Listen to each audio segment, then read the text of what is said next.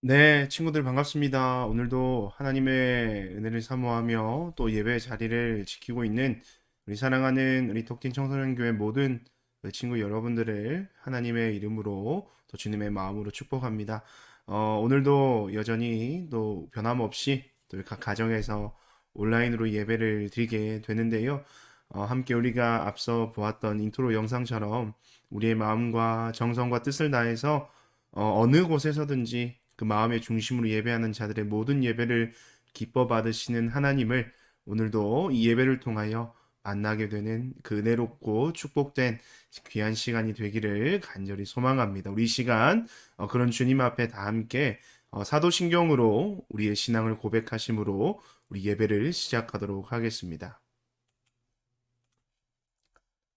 우리 함께 사도신경 고백하겠습니다. 나는 전능하신 아버지 하나님, 천지의 창조주를 믿습니다. 나는 그의 유일하신 아들, 우리 주 예수 그리스도를 믿습니다. 그는 성령으로 잉태되어 동정녀 마리아에게서 나시고 본디오 빌라도에게 고난을 받아 십자가에 못 박혀 죽으시고 장사된 지 사흘 만에 죽은 자 가운데서 다시 살아나셨으며 하늘에 오르시어 전능하신 아버지 하나님 우편에 앉아 계시다가 거기로부터 살아있는 자와 죽은 자를 심판하러 오십니다. 나는 성령을 믿으며 거룩한 공교회와 성도의 교제와 죄를 용서받는 것과 몸의 부활과 영생을 믿습니다. 아멘. 아멘. 오늘도 우리의 모든 예배의 주인이 되신 하나님 앞에 우리가 기쁨으로 또 예배하는 주일 되길 원합니다. 이 시간 우리 함께 각 가정에서 혼자 드리는 친구도 있고 또 형제와 같이 드리는 친구들도 있고 또 사랑하는 부모님과 같이 예배하는 친구들도 있을 것인데 어쨌든 우리가 장소가 중요한 게 아니에요. 하나님을 향한 또 우리의 마음과 또 그 입술의 고백이 중요하니까 이 시간 우리 함께 또 우리 윈드워십과 함께하는 찬양을 통해서 또 우리의 마음과 모든 중심을 기쁨으로 주님 앞에 올려드리는 찬양의 시간이 되었으면 좋겠습니다. 이 시간 함께 찬양하며 나아가겠습니다. 할렐루야. 네, 톡틴 청소년 친구들 여러분 환영하고 축복합니다. 오늘도 주님의 은혜가 흘러넘치길 소망합니다. 우리 다 함께 찬양하시면서 우리 주님께 찬양 올려드립시다.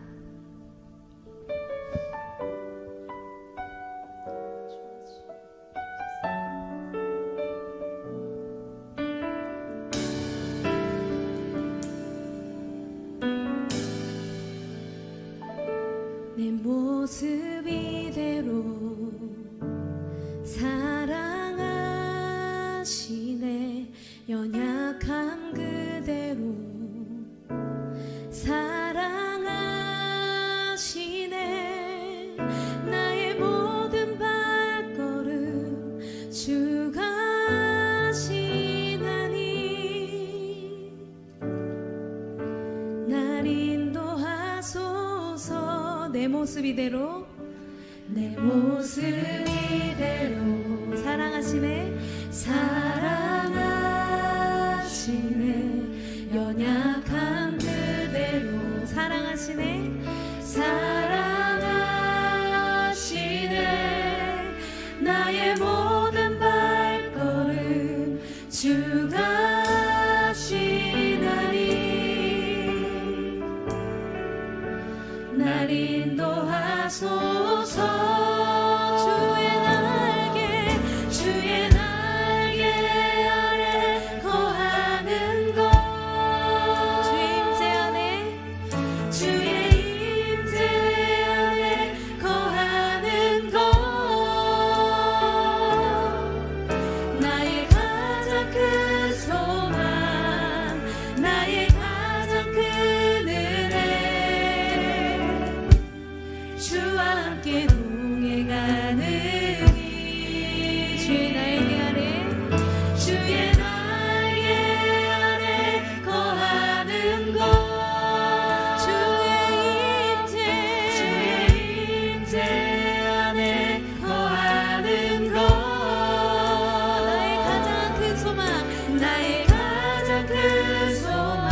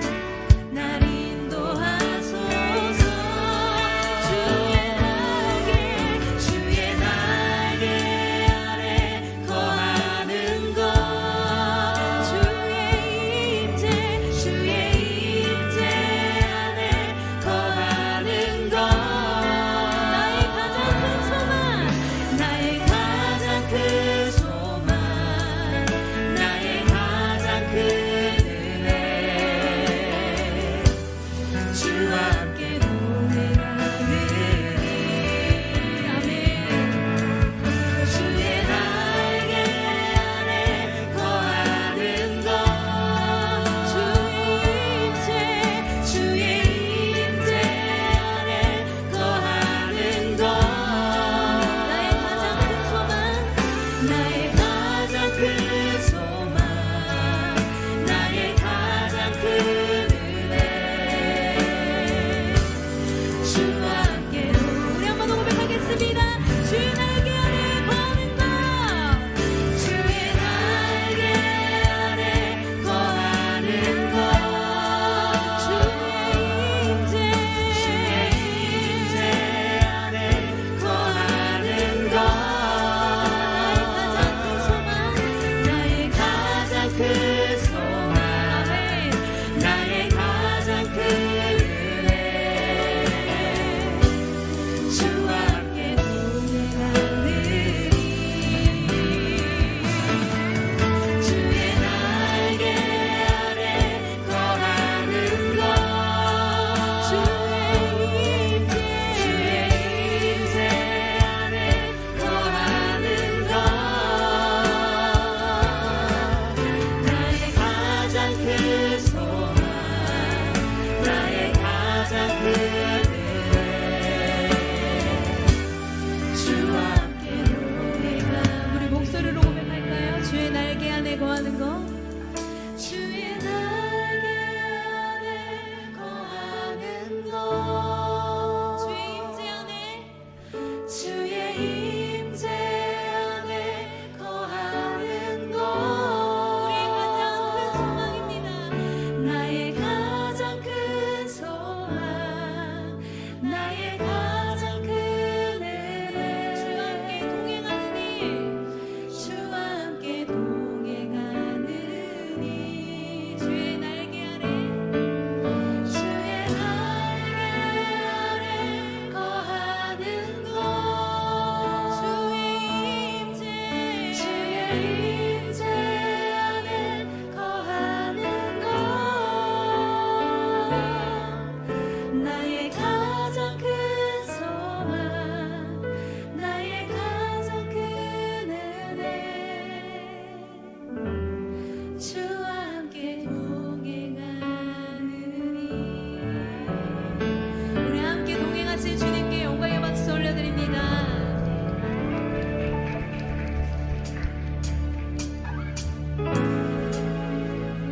우리 다 함께 자리에 일어나셔서 함께 주님께 찬양 올려드립시다. 매일의 삶에서 주의 얼굴을 구하고 주님의 나라를 구하는 우리가 되길 소망합니다. 매일매일 반복되는 갈등 속에 하루하루 선택이란 갈림길에 치열하게 살아가는 우리들의 시간 속에 매일같이 사랑이란 이름으로 하루 종일 동행하며 영원으로 이끄시는 진실하신 아름다운 노래하리 주의 얼굴 구하는 이 자리 주의 얼굴을 구하는 이 자리 반가운 주의 음성으로 가물어 메마른 우리의 목마름을 채우고 주의 나라를 구하는 이곳은 주의 나라를 구하는 이곳은 영원한 주의 약속으로 우리의 마음 우리의 몸이 기뻐합니다. 아멘. 우리 다시 한번 마음 나눠 고백하겠습니다. 매일매일 반복되는 갈등 속에 하루하루 선택이란 갈림길에 치열하게 살아가는 우리들의 시간 속에 매일같이 사랑이란 이름으로 하루 종일 동행하며 영원으로 이끄시는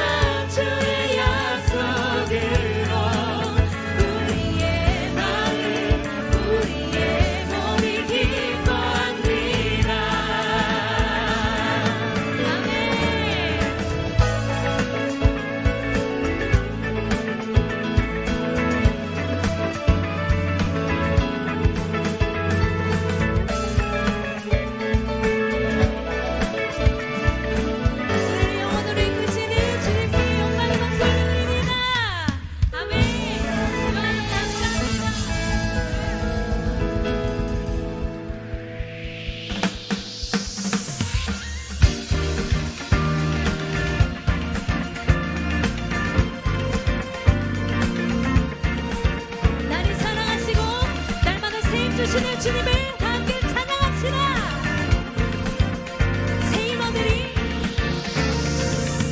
새 힘어들이 주를 바랄 때 주를 바랄 때 우리 주를 바랄 때 아멘. 새 힘어들이 주를 바랄 때 주를 바랄 때 우리 주를 바랄 때 아멘.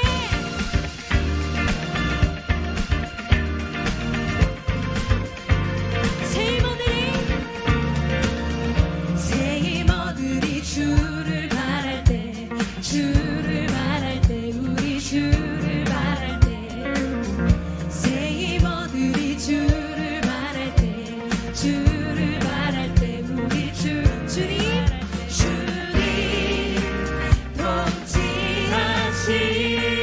통치하시네 소망 구원 주시 당신은 영원하신 주 당신은 영원하신 내 영원하신 주 지치지 않으시는 주님 약한 자 방패 되시며 위로자 되신 주 독수리 같은 힘 주시네 아멘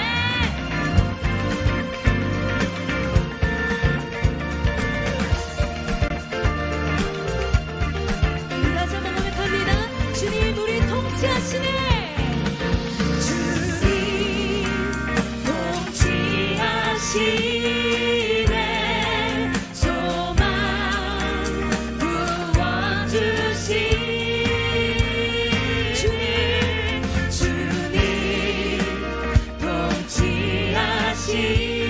통치하시네 소망 구원 주시 당신은 영원하신 당신은 영원하신 내 영원하신 주 지치지 않으시는 주 약한 자 방패 되시며 우리 위로자 되십니다 위로자 되신 주 아멘 목소리 같은 힘 주 우리 목소리로 나 당신은 영원하신 주 아멘 내 영원하신 주 지치지 않으시는 주 약한 자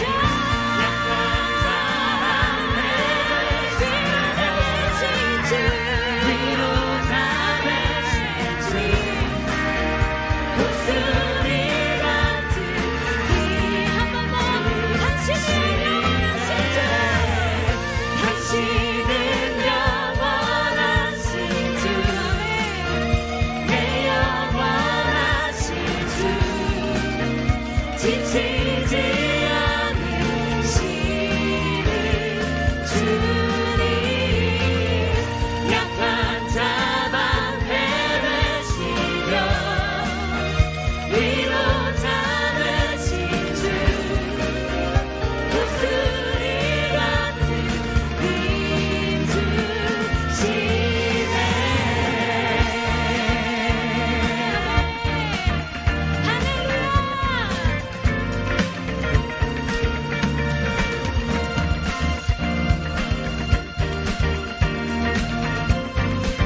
주님을 찬양합니다. 주님 감사합니다.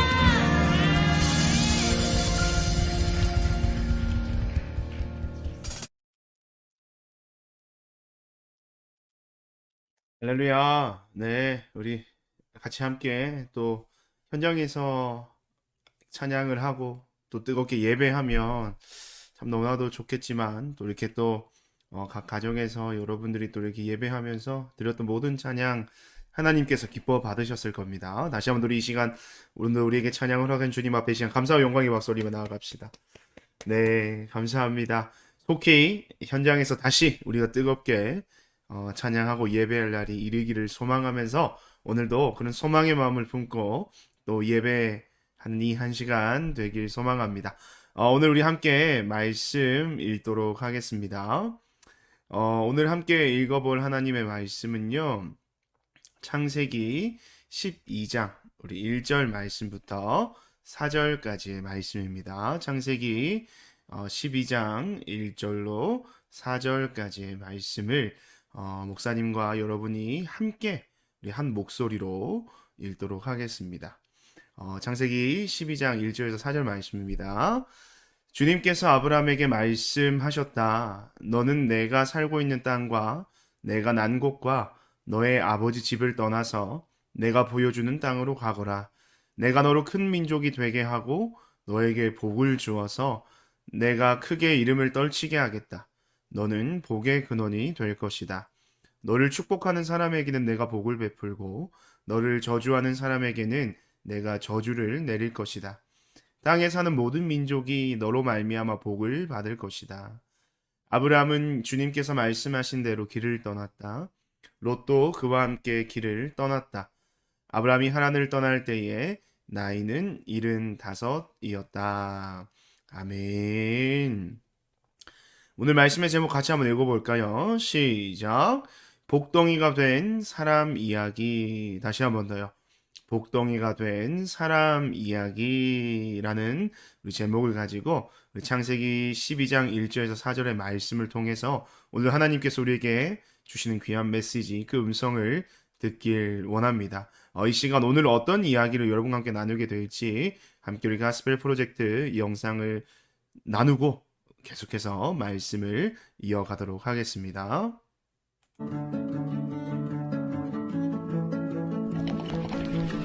Abram lived with his wife, Sarai. God chose Abram and told him to move to a place he had never been.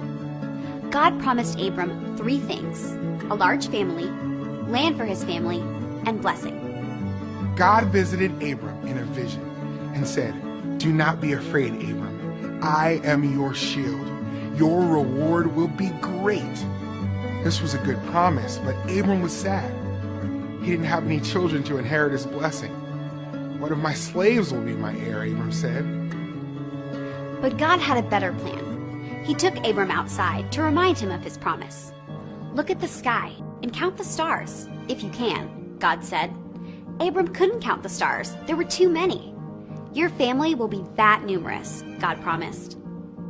Abram believed God, and God was pleased. God also promised that Abram's family would keep the land they were living in. Abram asked, "How can I be sure?" So God confirmed his covenant with Abram. God told Abram to bring 5 animals: a cow, a goat, a ram, a turtle dove, and a pigeon. Abram did as God said, and he divided the animals. Then, when the sun was setting, a deep sleep came over him.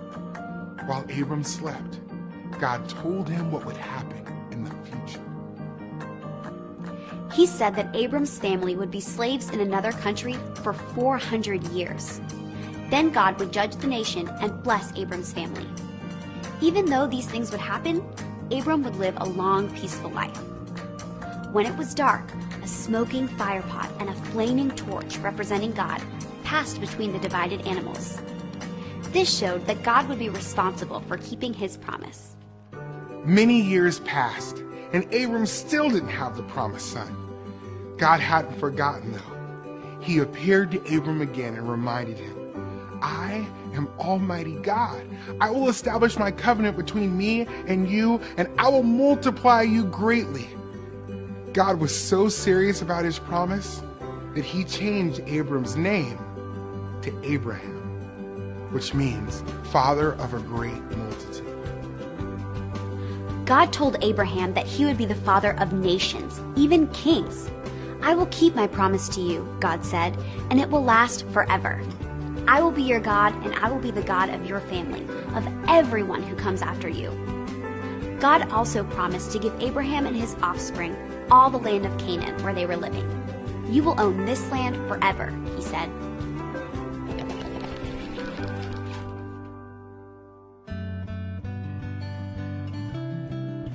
God called Abraham to leave his country and family to go to another land. God promised to bless all the world through Abraham. God sent Jesus from his home in heaven to be born on earth into Abraham's family. Through Jesus, all the nations of the earth are blessed. 네, 여러분 영상 잘 보셨죠? 우리 오늘은 여러분이 잘 알고 있는 이 아브라함, 믿음의 조상 아브라함에 관한 이야기를 여러분과 함께 이야기를 나누려고 합니다. 그 이야기를 나누기에 앞서서 우리 지난주에 들었던 말씀을 우리 다시 한번 떠올려 보았으면 좋겠는데요. 우리 지난주에 우리 어떤 말씀 들었는지 기억이 나나요? 혹시 기억이 나는 것을 여러분 채팅창에 한번 써보세요. 지난주에 들었던 우리 안지성 전사님 통해서 말씀을 들었던 내용들 한번 잘 기억을 해보셔서 어떤 이야기를 들었어요? 네, 맞습니다. 우리 지난주는요, 우리 바로 바벨탑에 관련된 창세기 11장의 이야기를 함께 여러분들과 나누어 보았죠. 바벨탑 사건입니다. 높은 탑을 쌓는데 하나님께서 그 언어를 혼잡하게 하셔서 그들을 흩으시고 바벨탑을 쌓지 못하게 하셨는데요. 여러분, 하나님께서 왜 그 탑을 쌓지 못하게 하셨을까?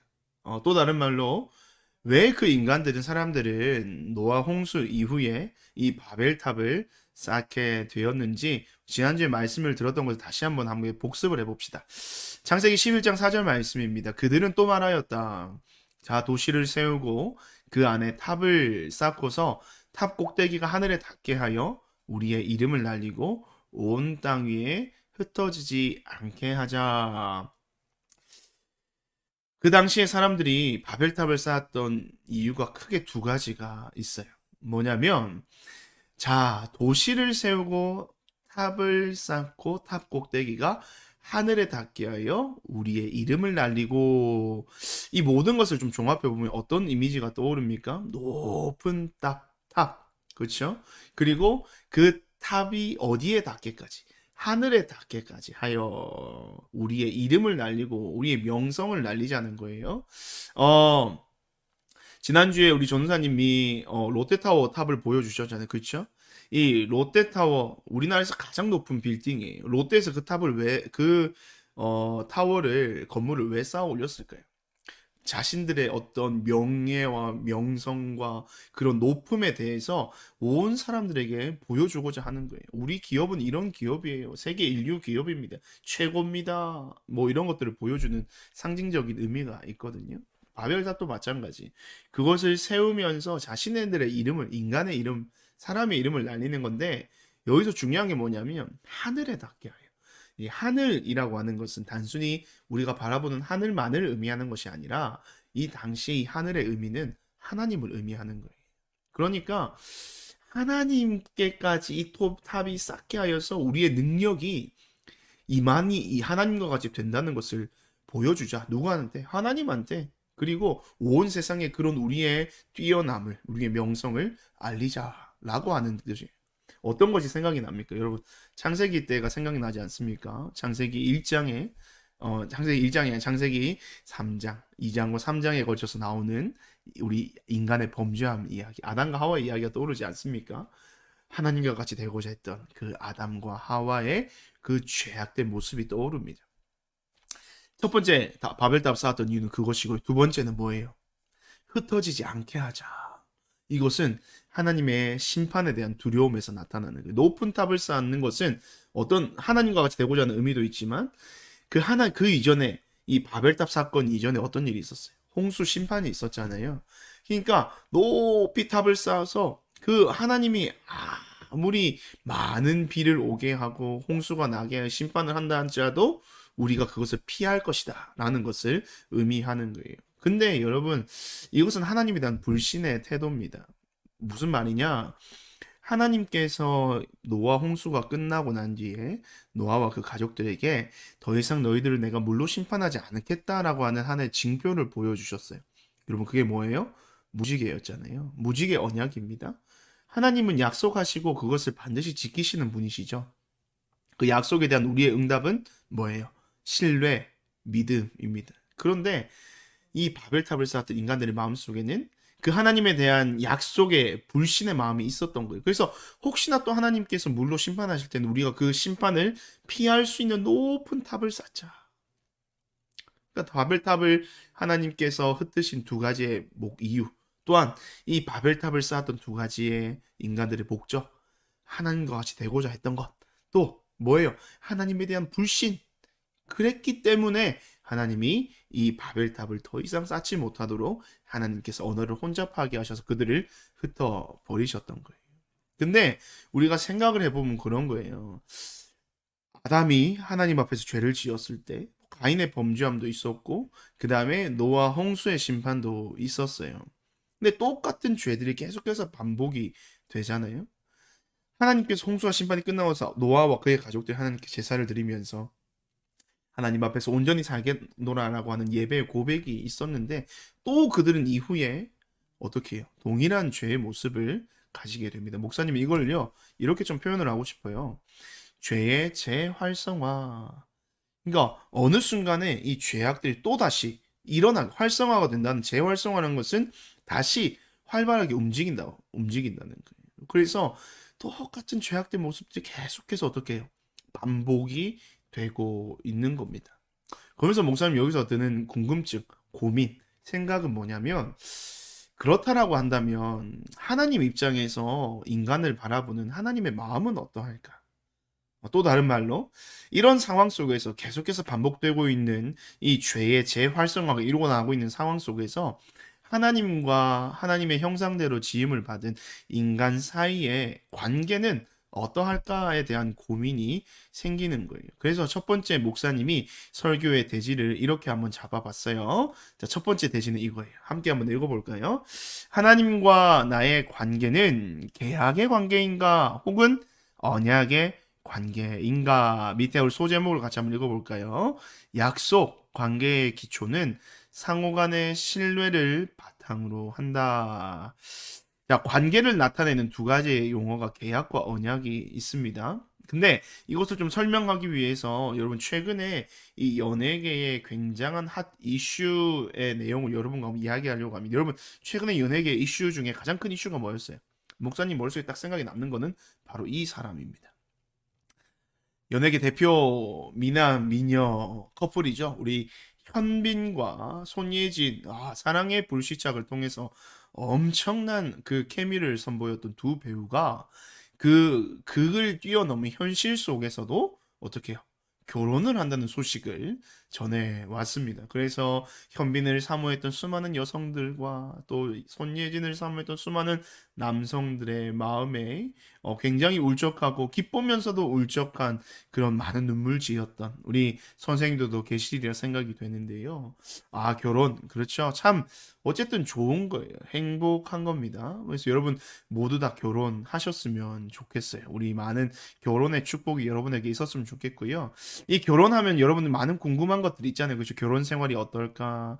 결혼의 현실은 어떤 모습인지, 또 결혼하면 어떻게 삶이 바뀌게 되는지, 어떤 사람이 궁금했나 봐요. 그래서 결혼한 선배에게 이렇게 물었대요. 형, 결혼하면 어떤 느낌이야? 그건 말이야. 여친이 집에 놀러 와서 밥도 먹고 같이 해 먹고 너무 즐거운데 뭐요? 집에 안 가. 집에 보내고 나 이제 게임도 하고 할 거 해야 하는데 말이지. 그래서 이 질문한 친구가 어떻게 후배가 뭔가 한 방에 와닿음. 그래서 결혼은 이런 거다라고 이렇게 간접적으로 이렇게 느끼게 된 어떤 재미난 문자가 있어서 가져와 봤는데요. 여러분, 결혼이란 어떨까요? 결혼은요, 참 행복한 겁니다. 예, 내가 사랑하는 사람과 한 가정에서 평생을 함께 살 수 있다라는 것, 그것만큼 행복한 건 없어요, 여러분. 그래서 요즘에 사실은 결혼하기 힘든 시대라고 이야기를 하잖아요. 그런데 여러분 다 결혼했으면 좋겠어요. 결혼해서 아름다운 아내와 또 멋진 남편과 또 어떻게 사랑스러운 우리 떡두꺼비 같은 자식들, 여러분 자녀들도 많이 낳았으면 좋겠습니다. 목사님과 같이 이 네 명을 낳는 건 또 뭐 많게 느껴질 수도 있지만 되도록이면 우리는 많이 낳아야 돼. 왜요? 이 저출산 시대에 그렇죠. 국가에 또 이바지하는 것도 있지만 우리가 나아서 또 어떻게 하나님의 나라의 확장을 이루어 가는 겁니다. 그래서 목사님 생각할 때 예수 믿는 사람은 적어도 몇 명? 세 명은 나야 된다. 세 명. 적어도 세 명은 나야 아 하나님 앞에서 내가 하나님 내가 이렇게 하나님 나라의 확장에 힘썼습니다. 뭐 물론 이 현실적인 여러분들 생각들 때문에 어려움이 있겠지만 결혼은 하나님께서 우리에게 주신 귀한 축복이에요. 그래서 여러분의 좋은 또 하나님이 계획하신 예비하신 배필을 만나게 되는 축복이 있기를 바랍니다. 그리고 또 우리 안지성 전사님 우리 결혼 꼭 우리 또 좋은 배필을 만나서 또 빨리 아름다운 가정을 이루실 수 있도록 여러분 또 함께 기도해 주셨으면 좋겠습니다. 네. 그래서 결혼을 여러분에게 이야기를 하는 이유는요. 여러분 결혼이라는 것은 뭘까요? 목사님 생각할 때 결혼은요. 이것이에요. 결혼은 약속입니다. 약속. 한 남자와 한 여자가 당신만을 평생 사랑할 것을 또 당신만을 믿으며 살아갈 것을 내가 약속합니다 라고 하는 그 약속의 개념인 거예요. 그래서 결혼은요 약속의 관계이다 라고 말할 수가 있는데 여러분 결혼이 오늘날 사실은 이 결혼이 계속해서 잘 이어져 갔으면 좋겠습니다. 결혼 생활이요. 그런데 우리나라가 가지고 있는 굉장히 그 안타까운 그 랭킹 중에 하나가 뭐냐면 우리나라가 이혼율 세계 1위라는 거 여러분 알고 계시죠? 예, 이혼이라고 하는 것, 뭐 물론 부득이하게 정말로 어쩔 수 없이 해야만 하는 이혼의 내용들도 있지만 사실은 이 이혼이라고 하는 것은 결혼에 대한 그 관계의 정의가 좀 잘못 설정이 되어 있어서 이혼하게 되는 경우가 많은 것 같아요. 아까 얘기했지만 이 약속에 대한 두 가지의 어떤 관계를 의미하는 서로 다른 의미의 단어가 있는데요. 어, 화면을 보세요. 첫 번째는 계약이라는 것이고 두 번째는 언약이라는 겁니다. 계약이라는 것은 사전적으로 이렇게 정의를 하더라고요. 어떤 일에 대하여 지켜야 할 의무를 미리 정해놓고 서로 어기지 않을 것을 다짐함. 그러니까 계약은 뭐냐면 서로가 지켜야 할 여러 가지의 조항들, 우리 사전적인 정의로는 의무라고 표현을 했는데 그 조항들을 너와 내가 지킬 때에 우리의 이 관계가 성립하는 거야. 그러면 반대로 이 모든 의무의 조항들, 내용들을 지키지 않을 때는 너와 나의 관계는 깨어지는 거야. 라고 하는 것이 바로 이 계약적 관계의 내용이고요. 언약은 보세요. 말로써 약속함이라는 그 단어의 의미를 가지고 있어요. 이 말, 목사님 옆에 뭐라고 써놨어요? 말 이꼬르 신뢰라는 거예요. 이 언약의 관계는요, 어떤 구체적인 조항을 써놓는 것이 아니라 그냥 너와 내가 사람 대 사람으로서 서로를 신뢰하고 존중하고 또 다른 말로 믿음으로써 그 믿음과 신뢰를 바탕으로 맺어지는 관계를 이 언약적 관계라고 이야기를 하는 거예요. 근데 결혼에 있어서 우리가 왜 이혼이 많을까? 왜 관계에 깨어짐이 많을까? 많은 사람들이 결혼을 이 약속인데 그냥 이 언약적 약속이 아니라 계약적인 관계가 바로 결혼이라고 생각하기 때문에 그런 것 같아요. 무슨 말이냐? 당신이 내게 이것을 해주고 내가 이것을 했을 때에 어떤 서로의 어떤 행동의 결과에 따라서 그것을 지키느냐, 지키지 않느냐에 따라서 우리의 관계가 성립한다라고 생각하기 때문에 그 결혼의 관계가 깨어지는 거예요. 근데 반대로 이 결혼을 언약적인 관계라고 생각을 하는 사람들은 어떤 거냐? 당신이 어떠한 잘못을 해도, 당신이 어떤 부족함이 있어도, 당신의 연약함이 있어도 나는 당신이라는 사람을 신뢰하고 믿기 때문에 괜찮아요. 당신이 좀 부족하면 내가 더 열심히 하면 되고, 당신이 연약하면 내가 그 연약함을 품으면 되고, 당신이 실수하더라도 그 실수에 대해서 다시 실수를 반복하지 내가 도와주면 되니까. 우리는 그 계약의 관계가 아니기 때문에 언약적 관계이기 때문에 깨어지지 않아요라고 하는 것이 바로 언약의 개념인 거예요. 그래서 여러분들 나중에 결혼을 하게 된다면 꼭 여러분들은 여러분들이 믿고 신뢰할 수 있는 그 표현은 다른 표현으로 진정으로 사랑이라는 것, 사랑 같아요, 사랑. 진정으로 사랑할 수 있는 사람과 이런 언약의 축복 속에서 여러분들이 함께 결혼하게 되었으면 좋겠습니다. 그런 축복이 있기를 목사님 지금부터 기도를 할게요. 이렇게 계속 결혼해서 얘기를 하다 보니까 뭐 무슨 결혼 뭐 예비 학교를 하는 것 같은 느낌인데 왜 결혼에 관한 이야기를 하냐면 사실 오늘날 우리가 하나님과 나와의 관계를 생각하고 떠올리며 설정할 때 우리가 이 결혼과 같이 이 계약적인 관계로 생각할 때가 많이 있다는 거예요. 뭐 예를 들면 그런 거죠.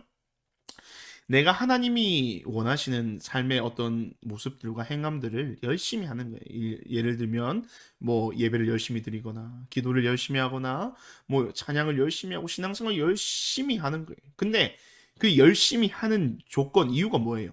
바로 내가 이렇게 하면 하나님도 내가 원하는 거를 나의 계약 조건의 사항들을 하나님도 반드시 지켜주셔야 돼요.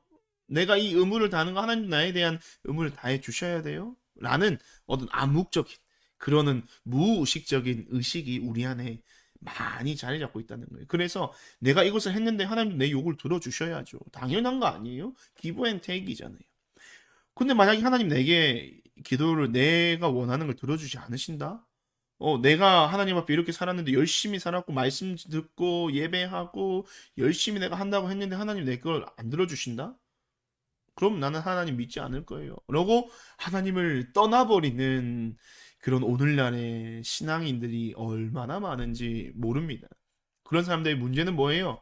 하나님과 나와의 관계를 어떤 관계로 설정해놨기 때문에 이 계약적 관계로 설정을 해 놓았기 때문인 거예요.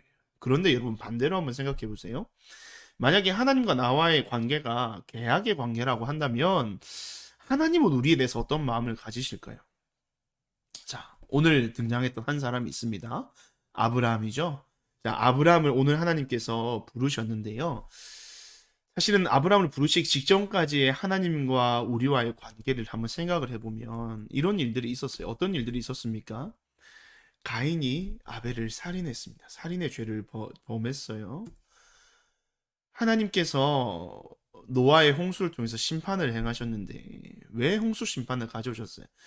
세상의 사람들이요 죄가 가득한 것을 보셨다는 거예요.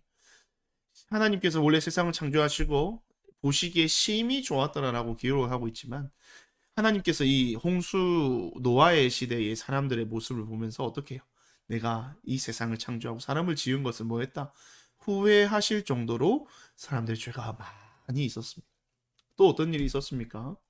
아브라함을 부르시기 전까지 하나님께서 이 바벨탑 사건, 하나님과 같이 되고자 했던 또 하나님에 대한 불신의 마음으로 이 탑을 쌓았던 하나님 앞에 정말로 죄인된 모습이었던 이 바벨탑 사건이 있었던 것이죠. 그럼 만약에 여러분 하나님과 우리와의 관계가 계약적인 관계라고 한다면 우리의 관계는 여러분 성립될 수 있을까요? 사실은 진작에 어떻게 되었습니까? 그 관계는 파기되어야 마땅했습니다. 왜? 하나님이 원하시는 것은 하나님을 하나님으로 인정하는 것이에요. 그렇죠? 그리고 하나님의 그 말씀대로 순종하는 삶을 살아가는 것. 근데 그 행함이 인간들에게 있었습니까? 없었습니까? 뭐 보시다시피 지금 위에 화면을 보다시피 없어요. 없는 거예요. 그럼 어떻게 해요? 우리 계약이 파기되는 게 어떤 이유인 거예요? 계약서상의 내용을 철저하게 이행하지 않았을 때에 그 계약은 성립할 수 없이 파기가 되어 버리는 거예요. 하나님은 이 계약이 파기가 되고 우리의 관계가 깨어지고 파괴되는 것 하나님의 입장에서는 어쩌면 계약적 관계라고 한다면 당연한 것이에요. 그런데요, 여러분. 하나님이 이 관계를 파괴시키셨습니까? 도리어 어떻게 하십니까? 한 사람을 선택하십니다. 누구요? 오늘 아브라함을 선택하시는 거죠. 창세기 12장에서 아브라함을 부르시는 11장의 바벨탑 사건이 있어요. 그러면 사실은 우리가 개혁적인 관계라고 한다면 그 성경은 이 창세기 11장에서 끝이 났어야 해요. 그런데 하나님은 그 계약을 파기하지 않으시고 아브라함을 선택하셨다라고 하는 것은 우리에게 무엇을 알려주시는 걸까요? 하나님과 우리와의 관계가 하나님과 인간의 관계가 단순히 계약적인 관계가 아니라 무슨 관계다? 언약의 관계에 있다라는 것을 대표적으로 보여주는 하나의 증거라는 겁니다. 당연히 깨어져야 돼요. 당연히 없어져야 되는 관계이지만 어떻게 해요? 그 의무를 충실하게 이행하지 못했기 때문에 계약적인 관계라면 그렇다는 거예요. 하지만 아브라함을 부르시는 이 장면을 통해서 하나님 우리에게 무엇을 말씀해 주시느냐? 너와 나의 관계는 계약의 관계가 아니라 언약의 관계다. 서로의 믿음과 신뢰를 바탕으로 해서 맺어진 언약의 관계다라는 것을 이 아브라함을 부르시는 이 장면을 통해서 창세기를 11장에서 끝이 내지 않으시고 12장까지 이어가시는 그 장면을 통해서 우리는 하나님과 우리의 관계가 언약적 관계라는 것을 알 수가 있게 되는 것입니다. 그러면서 하나님께서 이 아브라함을 부르셔서 이 언약적 관계에 있는 아브라함에게, 그리고 오늘날 이 언약의 관계 안에서 살아가고 있는 우리 모든 톡틴 청소년 친구들에게 어떠한 것을 주시기를 원하시는가? 오늘 말씀에서는요, 하나님께서는요, 세 가지의 약속, 또 다른 말로 세 가지의 축복을 언약의 관계에 있는 우리에게, 아브라함에게 주시려고 하시는 것입니다. 어떻게 해요? 그 약속을 반드시 너에게 줄 것이라고 하는 그런 마음을 가지고요. 오늘 본문 말씀 1절과 2절과 3절 말씀 우리 함께 다시 한번 읽겠습니다. 주님께서 아브라함에게 말씀하셨다. 너는 내가 살고 있는 땅과 내가 난 곳과 너의 아버지의 집을 떠나서 내가 보여주는 땅으로 가거라. 내가 너로 큰 민족이 되게 하고 너에게 복을 주어서 내가 크게 이름을 떨치게 하겠다. 너는 복의 근원이 될 것이다. 너를 축복하는 사람에게는 내가 복을 베풀고 너를 저주하는 사람에게는 내가 저주를 내릴 것이다. 땅에 사는 모든 민족이 너로 말미암아 복을 받을 것이다. 이 말씀 속에서 하나님께서 언약의 관계에 있는 아브라함에게, 하나님이 택하신 아브라함에게 세 가지의 약속 혹은 세 가지의 축복을 하나님께서 말씀해 주시는데요. 첫 번째는 1절에 있습니다. 뭐예요? 우리나라 사람들이 특별히 좋아하는 거예요. 뭐예요? 최고의 축복이라고 생각하는 것, 땅입니다. 땅. 여러분, 땅 얼마나 우리나라 사람들이 좋아합니까? 그렇죠. 부동산. 그렇죠. 땅입니다. 땅이라고 하는 것은 인간이 살아가고 이 땅에서 살아가는 삶의 터전이죠. 그 땅을 통해서 우리는 먹을 것과 또 마실 것과 입을 것, 우리의 모든 의식주를 해결하게 됩니다. 그래서 하나님께서 첫 번째로 언약 관계에 있는 모든 사람에게 주시는 그 약속, 그 축복은 뭐냐면 땅의 축복이에요. 우리가 이 땅을 살아가면서 필요한 모든 것들, 먹이시고 입히시고 재우시고 어떤 풍요의 삶을 우리에게 허락해 주시겠다. 이 땅을 살아갈 때 필요한 모든 것을 언약의 관계에 있는 너희들에게 누가 책임지겠다? 내가 책임지고 너희들에게 공급하여 줄 것이다. 라고 하는 첫 번째 약속을 이 아브라함에게 주십니다. 얼마나 든든합니까? 두 번째 약속은 이거예요. 내가 너로 큰 민족이 되게 하고, 큰 민족이에요. 이건 뭐냐면 그 자손의 번창함을 이야기하는 거예요. 예전의 사람들, 이 당시에 아브라함은요, 이 족장 시대라고 하는데요. 이 족장 시대는요, 가장 큰 축복이 뭔지 알아요? 자녀의 축복인 거예요. 자녀의 축복. 자녀가 많은 것이 가장 큰 축복인 거예요. 그럼 뭐 그렇게 따지면 여러분, 목사님 어때요? 목사님은 큰 축복을 받은 거죠. 4명의 자녀를 하나님께서 주셨으니. 근데 이 아브라함에게 있어서도 큰 민족을 이루는 것은 가장 큰 축복이에요. 더 아브라함에게 큰 축복인 이유는 뭐냐면 이 당시엔 아브라함에게는 자식이 없었어요. 그래서 가장 큰 고민이 뭐냐? 사실은 많은 부를 축적하고 많은 재산을 가지고 있다 할지라도 이 재산을 이어갈, 대를 이어갈 내 자식이 없다라고 하는 것은 그 당시에는 거의 저주와 같은, 많은 물질의 축복이 있지만 대를 이을 자가 없다는 것은 그 가정에, 가게에 저주가 있는 것 같은, 정말 가장 불행한 일이라고 여겼던 시대가 바로 이 아브라함의 시대, 이 족장 시대였다는 거예요. 근데 그런 아브라함에게 하나님께서 무슨 약속을 주시냐? 내가 너로 큰 민족이 되게 하겠다. 너의 후손을 번성하게 할 것이다. 수많은 민족이 너를 통해서 태어나게 될 것이다. 라고 이야기하는 것, 그 자체가 이 아브라함에게 있어서는 가장 큰 축복의 약속이었던 것이죠. 그래서 내가 너를 나의 언약의 자손으로 관계 가운데 불러서 내가 너에게 주고자 하는 것, 두 번째는 바로 너의 민족의 번성함이다. 라고 이야기하시는 거예요. 세 번째는요, 뭘까요? 너를 축복하는 사람에게 내가 복을 베풀고 저주하는 사람에게 내가 저주를 내릴 것이다. 땅의 모든 민족이 너로 말미암아 복을 받게 될 것이다. 복의 근원이 되게 하겠다라는 거예요. 여러분, 인생에 있어서 가장 큰 축복이 뭘까요? 바로 하나님의 백성이 되는 거예요. 오늘의 말씀에 따르면 언약의 자녀가 되는 것이고, 그것은 또 다른 말로, 오늘날 우리의 말로 표현하면 구원함을 받는 거예요. 여러분, 아브라함을 모든 민족의 근원으로, 복의 근원으로 삼으셨다는 것은 이후에 하나님께서 이루실 일들, 아브라함을 통해서 이루실 일들을 이야기하는 것인데요. 아브라함을 통해서, 그 후손을 통해서, 그 계보를 통해서 누가 태어납니까? 다윗이 태어나고요. 그 다윗의 계보를 통해서 누가 태어납니까? 예수님이 태어나게 되십니다. 예수님을 통해서 어떻게 해요? 모든 사람이 하나님이 주신 최고의 복, 구원의 축복을 얻게 되는 것이죠.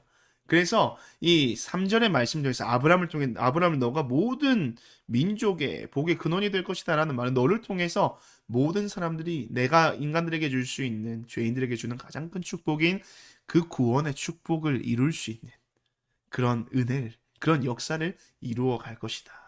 구원의 복을 너를 통해서 행하여 주겠다라고 하는 하나님의 그 놀라운 약속의 말씀이 이렇게 아브라함에게 주어져 있는 것입니다. 그렇게 말씀하시면서요, 하나님께서는 아브라함에게 이런 장면을 보여주십니다. 어떤 장면이냐면 하나님께서 희생 제물을 아브라함에게 준비하라고 말씀하십니다. 소와 염소와 양과 비둘기, 집비둘기, 쌈비둘기를 준비해서 비둘기는 놔두고 소와 염소와 양을 반으로 갈라서 준비를 시킵니다. 그리고 아브라함에게 환상을 보여주시는데요. 어떤 환상을 보여주시느냐? 15장 우리 17절 말씀 함께 읽어볼까요? 해가 지고 어둠이 짙게 깔리니 연기나는 화덕과 타오르는 횃불이 갑자기 나타나서 쪼개놓은 희생 제물 사이로 지나갔다. 여러분, 이게 뭐냐면요, 이 당시에 두 사람이 어떤 언약의 체결을 할 때 가지는 의식이었어요. 뭐냐면 이 쪼개진 고기 사이로 사람이, 언약하는 사람들이 서로가 지나갑니다. 그러면 무슨 의미냐면 내가 당신과 약속한 이 모든 언약의 조항들을 내가 지키지 않을 시에는 이와 같이 되겠다라고 하는 어떤 그 언약에 대한 자신의 어떤 마음의 진실성, 그런 중심을 보여주는 거죠. 그런데 여러분, 오늘 여기서 보면 이 언약을 좀 체결하는 장면은 아브라함과 하나님인데, 하나님과 아브라함인데, 이 사이로 지나가는 것은 횃불이에요. 횃불은 하나님을 의미하거든요. 하나님만 지나가셨잖아요. 여러분, 이것을 어떤 의미로 받아들이냐? 내가 너에게 준 모든 이 언약의 약속들을 이루어가는 자가 누구라는 거예요. 그 이루어가는 언약의 주체가 나라는 거예요. 하나님이시라는 거예요. 그리고 내가 만약에 너에게 약속한 이 약속을 반드시 이행하지 않을 경우에는 내가 이와 같이 되겠다라고 하는 하나님의 편에서 보여주신 하나님의 그 언약에 대한 하나님의 강한 책임감을 이야기하는 것입니다. 그래서 이것을요, 무슨 언약이라고 이야기를 하냐면요, 이것을 바로 횃불 언약이라고 이야기를 하는 겁니다. 하나님께서 그 의지를 보여주시는 거예요. 내가 너에게 이 언약의 축복을 주기를 원하는데 너는 이런 나를 믿어. 내가 반드시 이 약속도 이루어 갈 것이고, 만약에 내가 이것을 이루지 않으면 내가 이 희생 제물과 같이 될 거야. 하지만 내가 이 희생 제물과 같이 되도록 내가 언약을 지키지 않을 것은 아니고 반드시 이와 같이 정말 내가 너의 인생 가운데 약속한 모든 언약의 축복을 이루어 갈 것이라는 하나님의 강한 의지를 이 횃불 언약의 모습을 통해서 하나님이 보여주시는 것이에요. 하나님이 이렇게까지 우리에게 하실 필요가 있을까요? 사실은 그러실 필요가 없어요. 이렇게 한다고 해서 인간들이 뭐 잘해요? 안 하잖아요. 맞죠? 그렇게 죄를 짓고 살아왔고 죄의 재활성화가 일어나가지고 끊임없이 하나님 앞에 불신의 모습을 보이는, 죄인의 태도를 보이는 그 인간들의 모습을 우리가 보았지 않습니까? 근데 하나님이 왜 이렇게 하실까요? 이유는 딱 한 가지예요. 하나님과 내가 무슨 관계이기 때문에, 이 언약이라고 하는 하나의 이 관계로 맺어져 있기 때문에 그 언약 안에서 약속에 신실하신 하나님께서 어떻게 해요? 우리를 위해서 그 언약을 이루시기 위해서 끊임없이 일하여 주신다는 것을 이 언약적 관계, 이 횃불 언약의 장면을 통해서 하나님이 우리에게 보여주시는 겁니다. 그런데 이런 약속이 우리에게 주어짐에도 불구하고 우리는 어떻습니까? 인간들의 모습은 어때요? 끝까지 끊임없이 그 마음속에 뭐가 일어나는 거예요? 하나님을 향한 불신의 마음, 바로 죄의 모습이 일어나는 겁니다. 여러분, 아브라함이 믿음의 조상이잖아요. 그래서 우리가 아브라함을 믿음의 조상으로서 정말 대단한 사람이라고 평가할 하게끔 만들었던 말씀의 구절이 바로 오늘 12장 4절의 말씀이에요.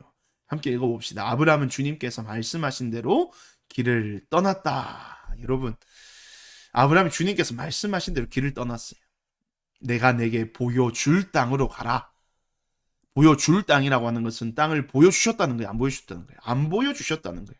어디로 가라고도 말씀하지 않으셨다는 거예요. 그런데 아브라함은 하나님께서 자신을 부르셨을 때 어떻게 해요? 주님께서 말씀하신 대로 길을 떠났다. 대단한 믿음이죠. 그리고 그 아브라함에게 하나님께서 이런 약속의 말씀을 주셨습니다. 그렇죠? 아브라함 불러내셔서 이런 말씀을 주셨어요. 주님께서 아브라함을 데리고 바깥으로 나가서 말씀하셨다. 하늘을 쳐다보아라. 내가 셀 수 있거든. 저 별들을 세어보아라. 그리고 주님께서 아브라함에게 말씀하셨다. 너의 자손이 저 별처럼 많아질 것이다. 믿음으로 반응한 아브라함에게 하나님께서 주신 약속의 말씀이에요. 자손의 번성. 아브라함에게 가장 큰 고민이 뭐라 그랬죠? 돈입니까? 먹을 것입니까? 아니면 성공입니까? 많은 가축입니까? 아니에요. 아브라함에게 가장 큰 고민거리는 대를 이을 후사를 이을 자손이에요. 자식이에요.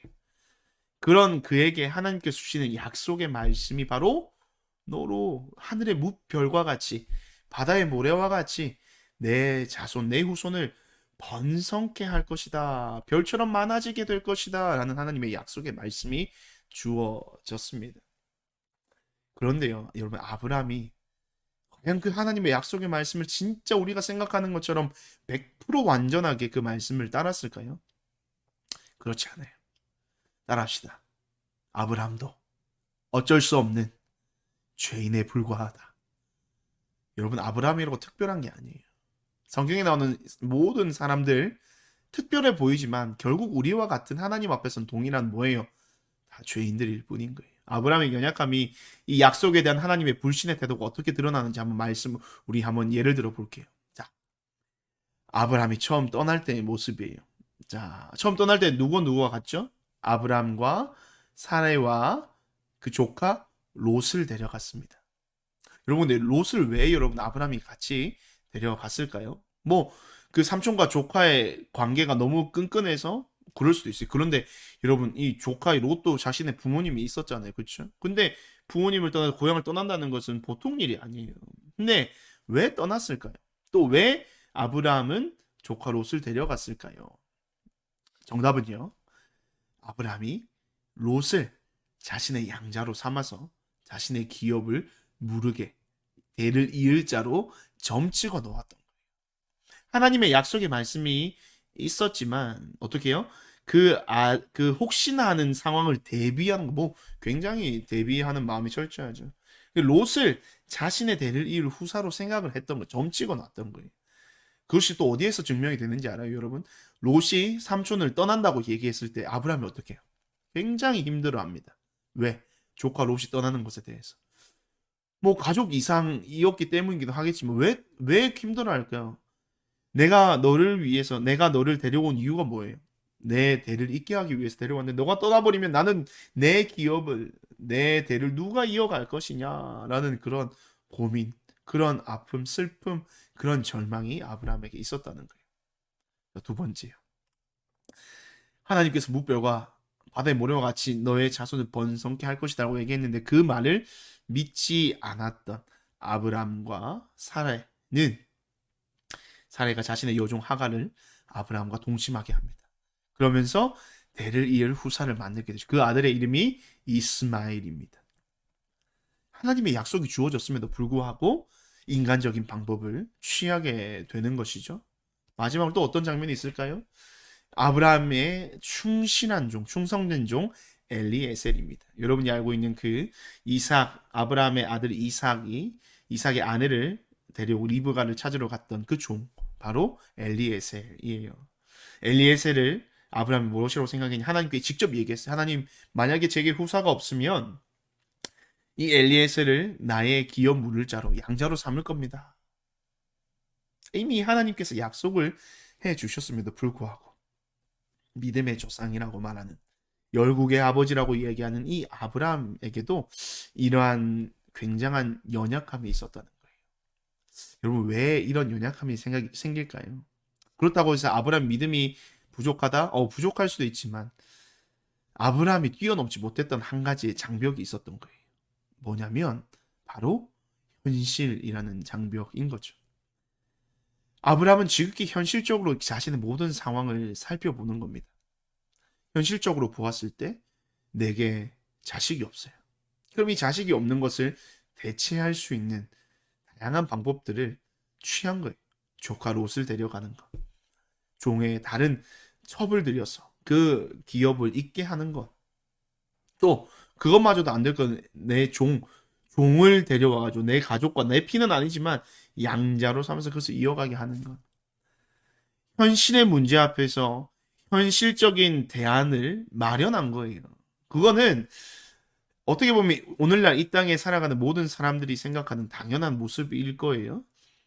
하지만 어떻게 여러분, 현실의 장벽 앞에서 현실적인 대안을 써서는 자신 앞에 주어진 현실을 결코 뛰어넘을 수가 없게 되는 겁니다.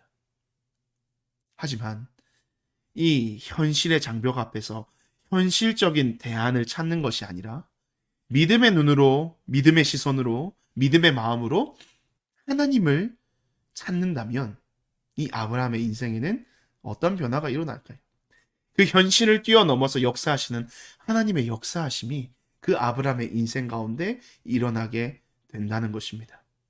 아브라함은 이런 과정들을 통해서 만약에 다시 한번 우리가 관계로 돌아와 보면 이러한 모습을 하나님이 보시고는 만약에 하나님과 아브라함이 계약적인 관계였다면 하나님은 아브라함에게 약속하셨던 그 약속의 축복을 이루셨을까요? 안 이루셨겠죠. 왜? 나를 믿지 않고 나를 불신하는 사람에게 내가 무엇을 왜 해줘야 되지? 그거는 바로 계약적인 관계라는 거예요. 그런데 하나님께서는 어떻게 해요? 그런 아브라함의 모습 속에서도 끊임없이 그 언약의 관계를 이어가시는 겁니다. 우리의 마음은 불신의 마음으로, 우리의 마음은 또 변할 수도 있지만 하나님의 그 언약은 결코 변하지 않는다. 우리의 어떠함 때문에 그 언약이 변하는 것이 아니라는 것을 이 아브라함의 모습을 통해서 우리에게 보여주시는 겁니다. 그러면서 그러한 시간들을 통해서 아브라함의 마음에는 뭐가 생겨나는 거예요? 하나님에 대한 깊은 신뢰가 생겨나는 거고, 또 그 신뢰는 결국에는 무엇을 의미하는 겁니까? 하나님의 약속에 대한, 또 하나님의 존재에 대한, 하나님 그 자체에 대한 믿음이 이 아브라함의 마음속에 자라가게 되는 거예요. 불신의 마음을 뛰어넘어서 어떻게 해요? 하나님을 향한 신뢰의 마음, 믿음이 자라나기 시작합니다. 그래서 그 믿음이 이 아브라함의 인생을 현실 앞에서 좌절하지 않도록 그 현실을 뛰어넘은 또 다른 하나님의 약속의 축복이 반드시 있을 것이라는 단단한 믿음의 그런 능력을 갖게 만들었다는 겁니다. 여러분, 이 선수 알고 계시죠? 바로 이번 베이징 올림픽에서 쇼트트랙 금메달리스트인 황대현 선수입니다. 이 황대현 선수에게는 현실적인 장벽이 있었어요. 뭐냐면 이 허리가 완전히 나간 거예요.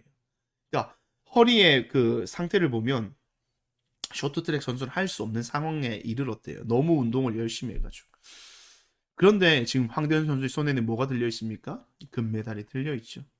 그러면서 하는 얘기가 뭐냐면 자기의 신체적으로 허리는요, 완전히 부서져, 완전히 지금 골절이 돼서 운동을 할 수 없는 상황인데 그 운동을 하고 싶은 마음으로 그 모든 고된 훈련을 통해서 허리에 뭐를 키웠냐면 근육을 키웠대요. 그러면서 자신에게 놓여져 있는 모든 그 현실적인 허리 고통, 통증에 대한 장벽을 고된 훈련을 통해서 근육을 만들어내서 그 근육의 힘으로 허리를 지탱하고 그 지탱한 그 근육의 힘으로 열심히 훈련해서 그런 놀라운 결과를 맞아들이게 되었다는 거예요.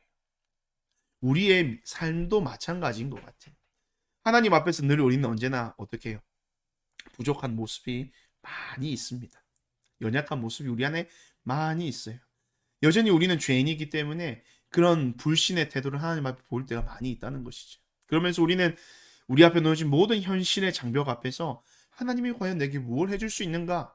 아니요. 그것보다 내가 이 현실 앞에서 내가 무엇을 할 수 있을까라는 생각을 많이 하게 되는 거예요. 그런데 우리는 이 순간에 무엇을 좀 키워나가야 될까?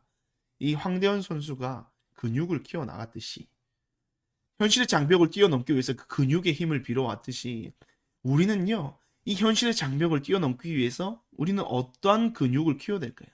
이 믿음이라는 근육을 키워 나갈 수 있어야 된다는 거예요. 믿음의 근육을 키워 나가야 된다는 거예요. 여러분, 그 믿음의 근육이라는 것은 어떻게 키워갈 수 있을까요? 우리 히브리서 12장 2절 말씀, 이런 말씀이 있어요. 함께 한번 읽어봅시다. 믿음의 주요 또 온전하게 하시는 이인 예수를 바라보자. 그는 그 앞에 있는 기쁨을 위하여 십자가를 참으사 부끄러움을 개의치 아니하시더니 하나님 보좌 우편에 앉으셨느니라. 자, 믿음의 주요 또 온전하게 하시는 이인 누구요? 예수를 바라보자. 믿음의 근육을 키우기 위해서는 우리는 누가 필요할까요? 예수님이 필요합니다. 언약의 그 관계를 우리가 온전히 이끌어가기 위해서는 예수님이 필요하신 거예요. 그 언약적 관계를 방해하는 요소가 죄의 요소고, 그 죄의 요소를 깨뜨릴 수 있는 오직 유일한 분은 십자가에 달리신, 우리를 위해서 부활하신 예수 그리스도이신 거예요. 그래서 우리가 이 믿음의 근육, 때로는 하나님 앞에 연약하고 불신하는 모습으로 살아간다 할지라도 그 모든 자리를 다시 한번 털고 일어나게 하게끔, 그 모든 우리 앞에 놓여진 현실의 장벽 앞에서 우리가 좌절하게 하거나 혹은 그 현실의 장벽 앞에서 현실의 대안으로만 찾아내고 우리의 스스로의 힘으로 해결하고 하는 그 모든 하나님 앞에서의 불신의 모습을 다 떨쳐버리게 만들 수 있는 우리의 삶의 소망, 바로 예수 그리스도. 그 예수님을 통해서 우리는 그 모든 언약의 관계로 온전히 나아갈 수가 있게 되는 것이고, 그 믿음의 근육을 키워낼 수가 있는 거예요. 예수님을 바라보는 것, 어떤 것이 있겠습니까? 매일의 삶 속에서 하나님의 말씀을 가까이 하는 것입니다. 매일의 삶 속에서 예수 그리스도의 모든 주님을 향해서 우리의 삶의 모든 마음의 소원들, 기도의 제목들을, 고민들, 염려들 다 주님 앞에 기도와 간구로 아뢰는 것입니다. 또 우리의 삶이 어렵고 힘이 들 때 예배 자리를 나와서 우리의 삶의 위로 되시고 우리의 삶의 소망 되시며 여전히 그 언약적 관계를 통해서 우리의 삶을 이끌어 가시는 그 하나님을 향해서 신뢰하는 마음을 예수님을 통해서, 이 예배를 통해서 우리는 그 예수님을 바라볼 수가 있게 되는 것이에요. 교회에서 여러분들에게 항상 예배 잘 드려야 됩니다. 기도해야 합니다. 말씀 읽어야 해요. 신앙생활 열심히 해야 됩니다. 라고 이야기하는 이유가 뭐예요? 바로 여기에 있는 겁니다. 그 자리에 나와서 우리는 예수님을 통한 이 믿음의 근육이 우리 안에 쌓이고 켜켜이 쌓여가서 단단한 믿음의 근육으로 우리의 연약함, 또 우리의 부족함, 우리의 실수, 또 우리의 현실의 모든 장벽들을 뛰어넘는 하나님의 역사를 보게 하는 그 믿음의 능력을 소유하게 되는 것이란 말입니다. 그래서 오늘 이 말씀을 통해서 우리 모든 우리 톡틴 청소년교회 친구들 믿음의 근력을 키워나가는 우리 친구들이 되었으면 좋겠습니다. 그래서 내가 여전히 하나님의 그 언약의 관계 속에서 있다는 것, 하나님과 나 사이는 계약의 관계가 아니라 언약의 관계라는 것을, 그리고 그 언약의 관계를 유지하시기 위해서 하나님은 지금도 나의 삶을 위해서 끊임없이 일하고 계시고, 어떤 의지로 일하고 계십니까? 횃불 언약, 이와 같이 될지언정 내가 이렇게 되지 않게 하기 위해서라도 내가 너의 삶에 열심히 그 언약의 약속을 이루어가기 위해서 일하고 있어. 그 하나님께서 이 언약의 관계를 이루시기 위해서, 약속을 이루시기 위해서 하나님의 열심을 보여주신 대표적인 사건이 바로 예수님이신 거예요.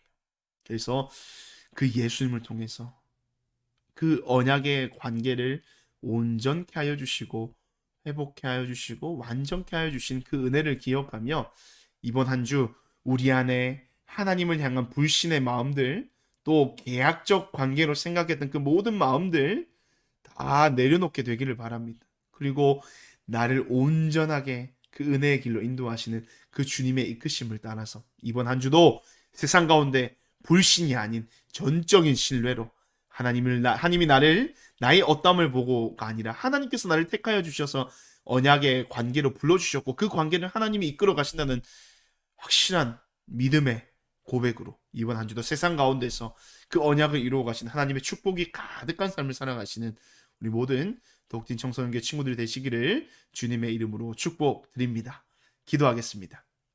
하나님 아버지, 오늘도 당신의 사랑하는 자녀들 예배 자리로 불러주시고 하나님의 귀한 언약의 관계와 그 하나님의 언약을 이루어 가시는 하나님의 일하심과 여전히 그 모든 일들을 위해서 지금도 우리를 위하여 열심을 내고 계신 하나님을 다시 한번 예배를 통하여 듣게 하시고 깨닫게 하시니 감사합니다. 하나님, 우리의 어떠함 때문에 우리를 그 언약의 축복으로 이끌어 주시는 것이 아니라 전적인 하나님의 선택과 또 하나님의 주도권이 오늘도 우리를 그 언약의 축복의 자리로 이끌어가는 것임을 기억하게 하여 주시옵소서. 그래서 그 언약의 관계 속에서 약속하신 모든 말씀이 우리의 인생에 반드시 이루어질 것이라는 믿음의 확신을 가지고 살아가게 하여 주시고, 하나님을 향한 불신의 마음을 품게 하는 모든 우리 안의 죄의 속성들, 또 현실의 장벽 앞에서 현실적인 대안만을 가지고 현실에 갇혀서 살아가는 우리의 인생이 되지 않게 하여 주시고, 그 모든 것을 하나님 앞에 맡겨드리며 현실을 뛰어넘어 그 모든 약속을 이루어 가시는 언약의 신실하신 하나님을 이번 한 주도 하나님 아버지 온전히 누리며 살아갈 수 있는 우리 모든 독진 친구들 되게 하여 주시옵소서. 하나님, 또한 기도할 것은 코로나의 모든 위협 속에서 우리 친구들이 살아가고 있습니다. 우리 아이들 주님께서 건강을 지켜주시고 안전을 지켜주시기를 원하며, 이미 코로나에 확진되어 있는 친구들 고통 가운데 있습니다. 아프지 않게 하시고 속히 회복되어서 우리 친구들 건강한 모습으로 우리 함께 예배할 수 있는 그날이 속히 이룰 수 있도록 하나님께서 우리 친구들의 모든 삶도 건강도 주님께서 온전히 지켜주시옵소서. 감사합니다. 주님, 이 모든 말씀 살아계신 예수님의 이름으로 기도드립니다. 아멘. 하나님이 주신 복을 받도록 하겠습니다. 지금은 우리 구주 예수 그리스도의 은혜와 하나님 아버지의 다함없는 사랑과 성령 하나님의 교통하심이 오늘도 하나님의 언약의 관계에 그 언약의 백성으로서 우리의 삶 가운데 축복을 이루어 가시고 약속을 이루어 가신 하나님을 향하여 하나님 믿음의 결단을 이루기를 원하는 당신의 사랑하는 자녀들의 머리와 그들의 삶 가운데 지금으로부터 영원토록 함께 있을지어다. 아멘. 할렐루야. 네, 오늘도 우리의 예배를 기뻐 받으신 하나님 앞에 이 시간 감사와 영광의 박수 올리며 나아갑시다. 감사합니다. 네, 목사님 광고하도록 하겠습니다. 오늘도 변함없이 목장 모임 줌으로 진행을 합니다. 잘 참여해 주셔서 감사하고, 오늘도 선생님들과 함께 귀한 나눔을 통해서 함께 믿음의 귀한 관계들 맺어갈 수 있는 시간이 되기를 바랍니다. 그리고 당분간 온라인 예배로만 드려집니다. 우리 친구들 잘 기억해 주셨으면 좋겠고요. 3월까지는 온라인 예배로 정해져 있고, 혹시나 추가적으로 변경되는 사항들이 있으면 여러분들에게 문자와 또 밴드를 통해서 또 어머님과 부모님들에게 전달할 수 있도록 하겠습니다. 온라인 예배로 드려진다는 거 기억해 주시고요. 또 라이브 방송 오늘도 동일하게 있습니다. 라이브 방송 오후 1시 30분부터 여러분과 함께 또 신나는 시간을 보내는데, 지난주에 너무 즐겁고 또 재밌는 시간이었어요. 현장에서 보지 못하는 그 아쉬움을 또 여러분과 그렇게 소통을 하면서 여러분의 근황도 묻고 여러분의 상황도 묻고 또 대답하는 그 시간들 우리 한 30-40명의 친구들이 함께 했었는데, 오늘도 마찬가지로 많은 친구들 함께 하셨으면 좋겠고, 무엇보다도 또 풍성한 또 선물이 준비가 되어 있습니다. 네, 이 선물은 나의 것이 아니라 너희의 것입니다. 그래서 여러분들 꼭 함께 참여해서 또 행복한 시간을 보냈으면 좋겠습니다. 네, 광고는 이것으로 마치고요. 한 주간도 코로나 또의 안전 유의하고 건강한 모습으로 한 주간 승리했으면 좋겠습니다. 목사님과 또 선생님들과 우리 전사님과 함께 여러분들을 위해서 날마다 기도하고 있으니까요. 힘내시고 한 주간 더 주 안에서 샬롬 하시길 바랍니다. 안녕히 돌아가십시오. 감사합니다.